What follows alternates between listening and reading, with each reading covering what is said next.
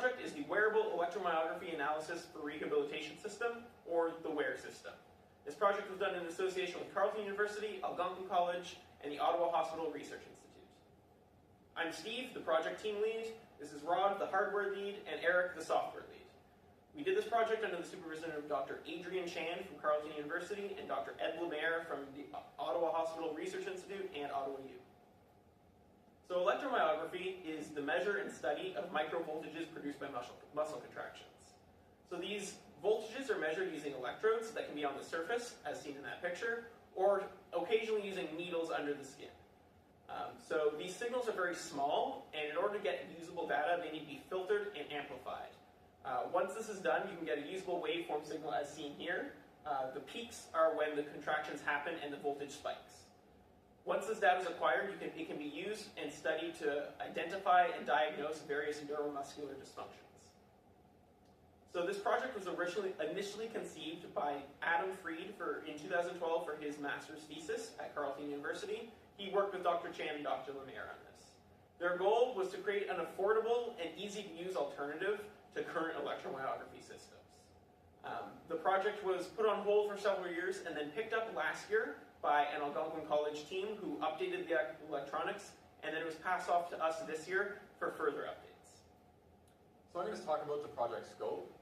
The main concepts that we had from the clients that they wanted from us, what they wanted us to do, was they wanted to create a user-friendly device, short procedure times, early setup, 8 channels of readings from the sleeves that they gave us to use. This is what the electrodes connect to. Automatic signal detection, data acquisition from the analog front-end device, live updates from your Bluetooth, removable data storage for post-analysis, which is done by the SD card reader, battery-powered, which is also rechargeable, wearable, and everything that we've done research-wise and all the documentations with designs and whatnot is all being stored on a Google Drive for the next team so they don't fall into the issues that we had. I'm going to go through the architectural here, and like I said, I'm talking here about the electrode sleeve. This is done in a bipolar array of electrodes, done in a specific form of 2 centimeters by 3 centimeters, and there's 8 locations of where you can apply these electrodes. The signal transmitted to the analog front-end unit.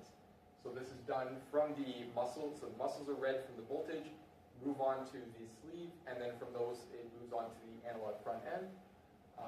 From the analog front-end, we are amplifying the signals that we're getting, and we're also filtering out the noise.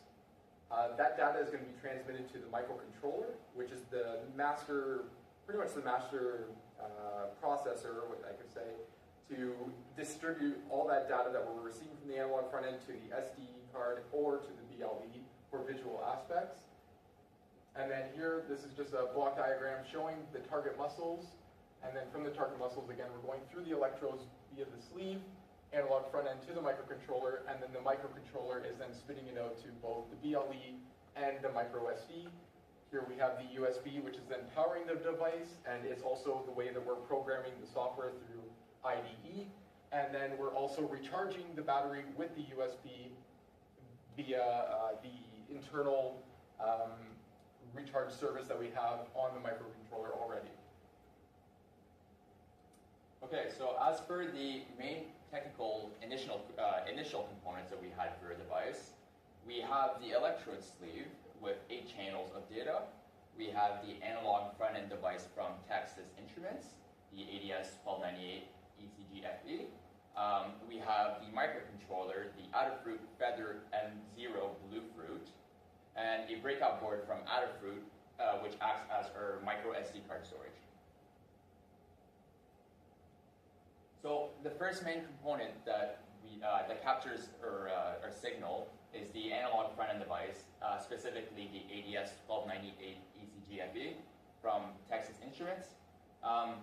Initially, this board was used for testing purposes and education purposes, but specifically, the board, the ADS-1298 chip, is a chip that we're using to collect the biopotential signals, amplify them through a programmable gain amplifier, amplifier, which also converts the signal from an analog signal from your arm to a digital signal that your microcontroller could read.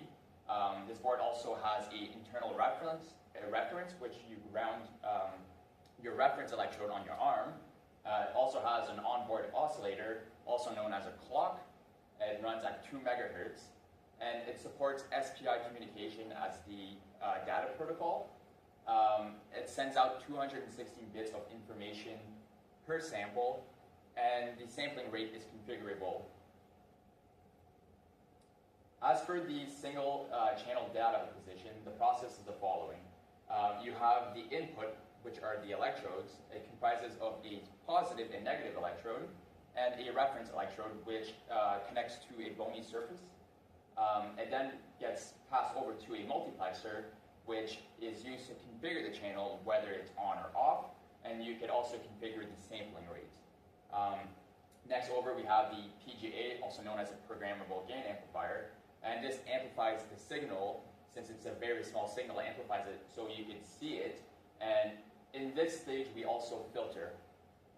Moving on forward, we take this analog signal, it is passed through a 24-bit ADC, which converts the signals to a digital format, which can be sent over through SPI and to your microcontroller. So our microcontroller unit that we are provided with is the Adafruit Feather MO Bluefruit Low Energy. So this is a microcontroller that it has a built-in power supply, rechargeable power supply, so it's a battery that can be plugged in, and it offers the recharging circuitry without us having to add anything into it. And this can command the analog front end to start or stop the data acquisition, and also streaming over Bluetooth or writing to the SD card. So it acquires the data through the analog front end, stores the data in a buffer, which is just a memory location. Then it can either write from that buffer to the SD card or stream over the Bluetooth that is built in. So the Bluetooth transceiver, like I said, is built into the microcontroller, so there's no need for an external Bluetooth that's wired in. It uses the Bluetooth Low Energy protocol, so it uses very minimal power to run this. And it comes with an app designed by the manufacturer that you can download onto a mobile device. This allows us to stream the data directly to your phone for a visual representation, so a waveform like we showed in an earlier slide. So it can wirelessly stream this data. It provides the visual representation. It allows for channel selection, so we can choose which electrode channel we're showing. We can show more than one or just the one. It supports SPI Bluetooth communication, so using the same communication protocol that we're using for our other aspects. The Adafruit micro SD card breakout board was provided to us as a system to write the data to an SD card. So this is a board that wires in separately to our microcontroller, and it uses 3.3 volt SPI logic to communicate the data to the card. It has a built-in voltage regulator to convert up to 5 volts to this 3.3 volt. However, the microcontroller also contains a 3.3 volt regulator, so it's redundant. Again, like I said, it's using the SPI communication protocol, the same as we're using for our Bluetooth. And Arduino already has libraries designed for programming SD cards, and so it makes the programming very easy because it's just already built in.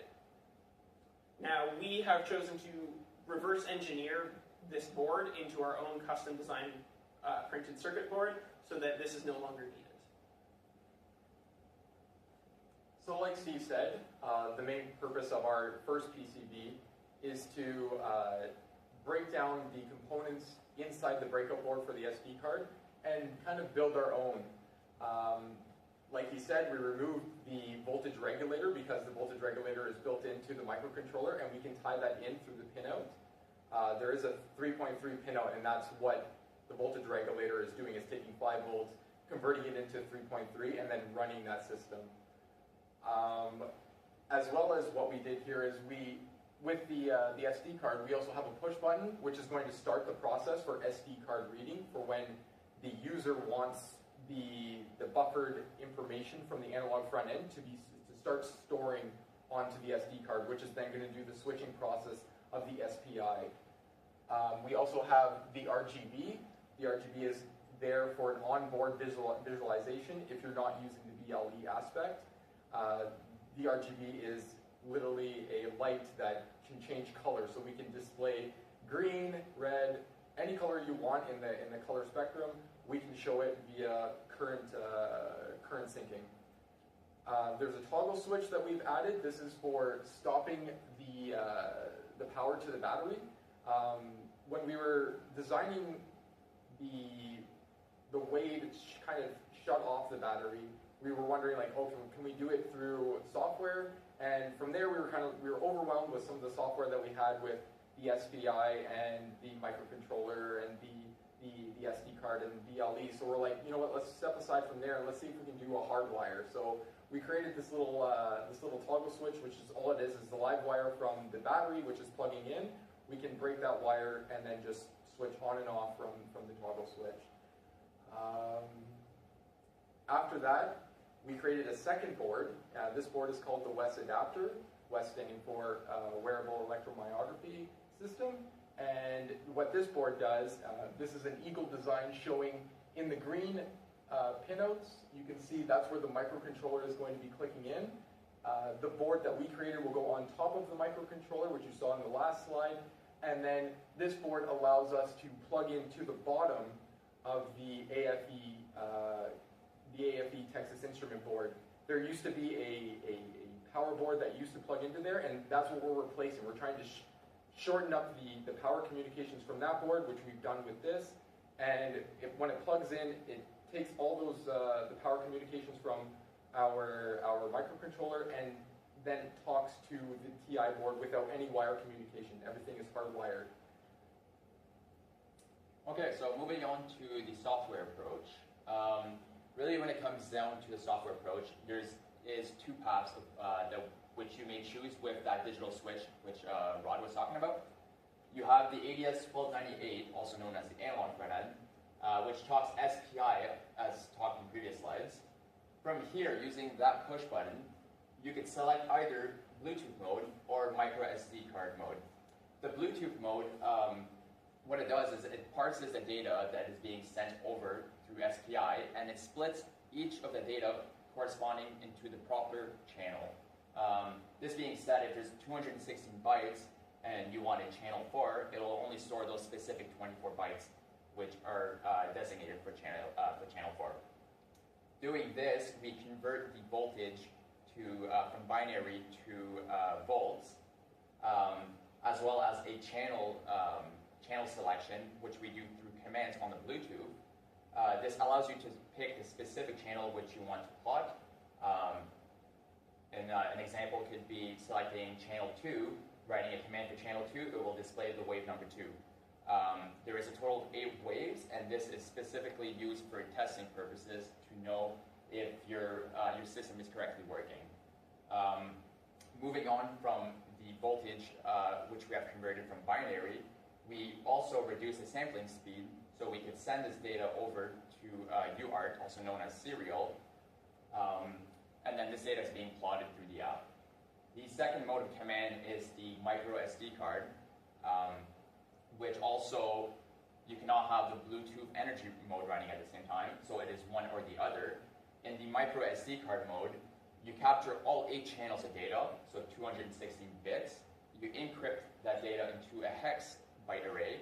This will give you 27 numbers or characters. This data is sent into a buffer encrypted data. That data is now sent through to the SD card. Once it's being sent over to the SD card, we clear this buffer, we grab another sample, send it as many times as we want until our SD card is full or until desired. And once we stop, we can resume either Bluetooth or micro SD card or just shut off the device. Going in depth onto the BLE, the Bluetooth stream, it comes down, as I said, you control it through an add command. This is specifically a command which you will use to see which channel you want to display. Once it's been specified, the raw data, 24 bits, are converted through 2's complements, meaning that this data will now be represented into a voltage and no longer in binary. Once it's been converted, you can send that data voltage to the Bluetooth Connect app on your phone, which can then further be plotted. So as per the SD writing approach, as mentioned earlier, there's 8 channels of data, 216 bits. You encrypt those 216 bits into hex, it now gives you a 27-byte hex array number. Now what you want to do is, since SPI can only talk to one device at a time, I will, assuming I am the SPI master device, I can only listen to one person at a time. You send me over the information, I stop listening to you, I send it over. Following this example, the analog front-end device, I listen to it, I retrieve 27 bytes, so 216 bits, stop listening to you, send it over to the SD card, repeat the process as needed until we have achieved a full waveform, as the process explained. So as you can see, our scope goals for the project are listed here again.